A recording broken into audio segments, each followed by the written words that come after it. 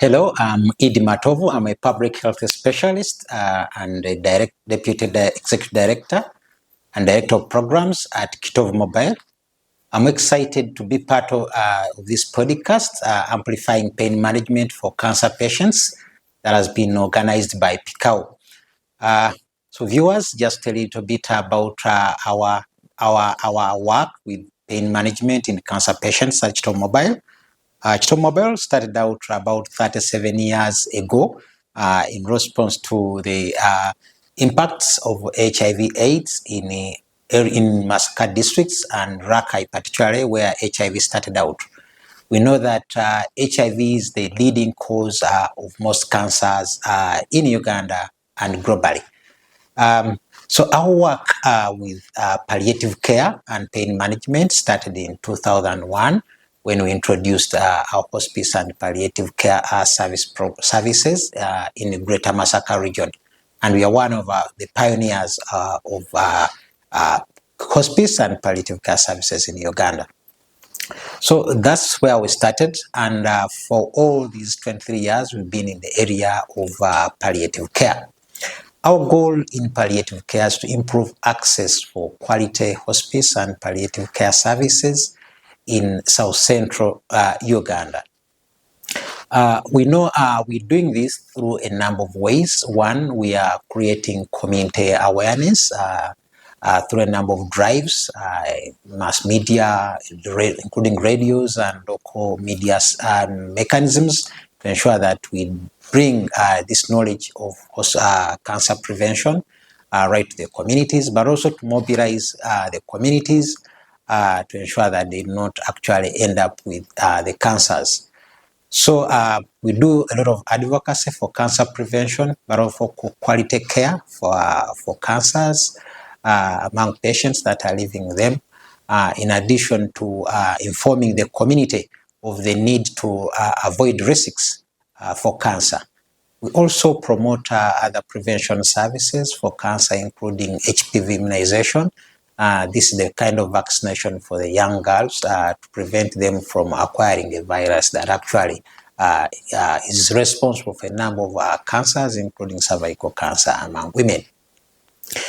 In our program, we screen for cancers, but also we screen for the non-communicable diseases that are actually responsible for a number of these cancers, including diabetes, including hypertension. We screen for sickle cell disease, and all these chronic illnesses that are actually becoming a burden that require hospice services or palliative care services, which is still very scanty across the country. So when we do screen and identify those, we also offer psychosocial support, psychosocial counseling to those who are affected by the cancers. We offer pain management, we offer other symptom management. We offer what we call management of opportunistic infections, and we promote basically quality of life, a better quality of life for patients living with or affected by cancer. So that is the area where we support cancer, and we do through a number of approaches. Patients with cancer can get into this care program through a number of ways. We screen them ourselves at our static facility that's located in Masaka, called Matovu Mobile Hospice Care Program, Static Care Clinic. But also we get patients onto the program when they are referred by other hospitals, when they are referred from the National Cancer Institute back to our area for continuity of services. When we get also patients onto this program when they are referred by private clinics, because we are known to support patients living with cancer. Pain management is just one component of the whole structure of care that we provide for patients living with cancer, and we do this through at the clinic first of all, but also through home visits. Our palliative care program has a model of home-based care, and in this care we are able to evaluate the needs of the patients themselves, the needs of the family members, the needs of the communities in supporting the role of cancer treatment. and ensuring that those patients on care actually continue to receive quality care for the cancer itself. So with this approach, we partner with so many people, with so many facilities, hospitals, and other institutions that help patients live better quality of life, even though they are living with the cancers. So as part of this program, we've incorporated other services that improve cancer care. One of them is the grief and bereavement services. We know that this has not been with it as a country, but we are trying to borrow models from other countries that have been able to assess levels of grief, levels of bereavement in families, in caregivers of the patients living with cancer, especially in this era where we have increasing mental health conditions. So this evaluation helps us to identify the levels at which people are grieving, either they are simple or they are complicated, and the likely ill health outcomes. And then we train the community health workers to ensure that they are able to respond to such care needs within their communities. We're also trying to pilot a program that improves quality of end of life. We call it death and dying, quality of death and dying process.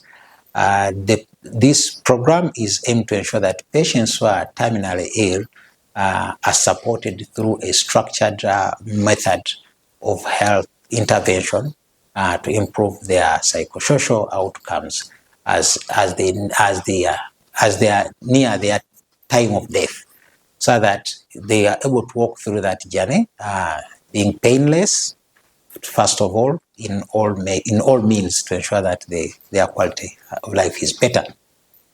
So this is a program that has not happened in Uganda, but we are trying to introduce it through partnership with colleagues in the Canada and other colleagues in the African context. So the overall goal is to ensure that cancer patients have better quality of care. Pain management in cancer patients is work we are doing in partnership with Ministry of Health. Ministry of Health is actually providing us with the medicines, particularly the opioids or liquid morphine. This is a drug that you can't walk in and access from other pharmaceutical companies, but we are proud to say that Ministry of Health is partnering with us and other partners like Pikau, who are supporting the delivery of these drugs and joint medical stores. So as we receive it, and we are able to prescribe it only those who actually require them. Why morphine? Morphine is a drug we provide to patients with severe, very painful bodies for a number of reasons.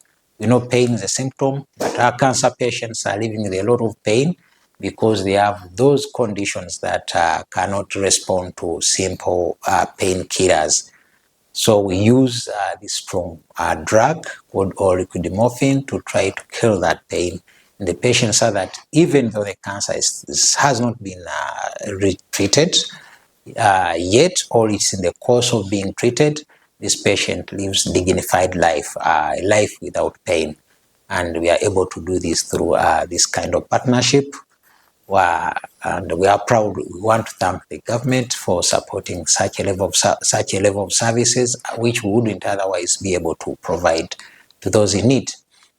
It is important to note, however, is that there is a great need for palliative care services in South Central Uganda, but also globally. I know that this is not something being able to fully cover because of the limited resources, but we have gone some way.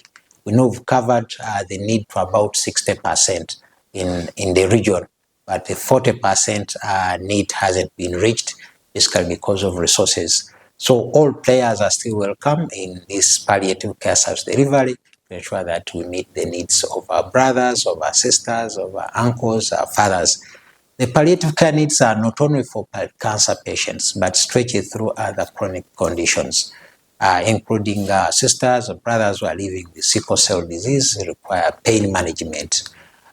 those that are with diabetes, those with hypertension, those who are elderly. So the need for pain management using these strong drugs is actually alarming, and we need to actually address them as a country.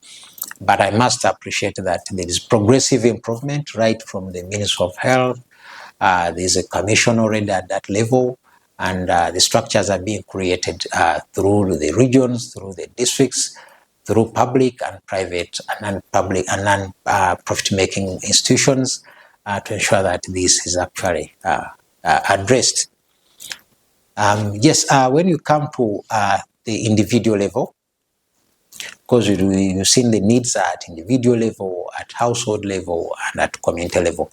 But to the patients themselves and families, there is still a lot of challenges that these face, especially in the rural settings, where we're dealing with most vulnerable populations. They require a lot of social support. They require a lot of economic support to be able to address the cancer disease in itself.